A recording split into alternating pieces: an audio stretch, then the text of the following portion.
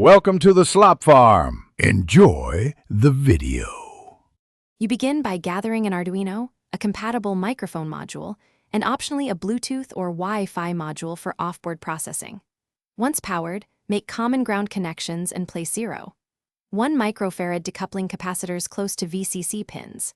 Next, wire the mic output to an analog pin or route digital audio to a codec if required. Make sure you level shift TX/RX to match Arduino voltage.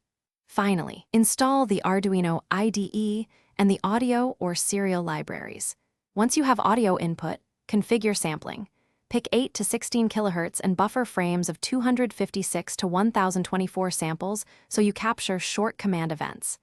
Then apply a Hamming window and compute features such as MFCC or zero crossing rate. These reduce data while preserving phonetic cues. Next, implement a compact classifier. For example, k-nearest neighbors, decision tree, or a tiny neural net, and train it on recorded command samples. Make sure to normalize features and validate accuracy on held-out examples. You now integrate the trained model into the Arduino main loop, using interrupts or millis, for non-blocking sampling so your board remains responsive. Once a command passes a confidence threshold, map it to an action and apply debounce logic to avoid repeats. Finally, test in realistic noise. If recognition drops, reduce gain, add a bandpass filter, or route audio to a smartphone/server for more powerful models. If issues persist, check wiring, sample rate mismatches, and ensure the microphone isn't saturating.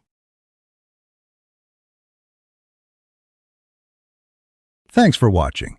Consider subscribing if we helped you today.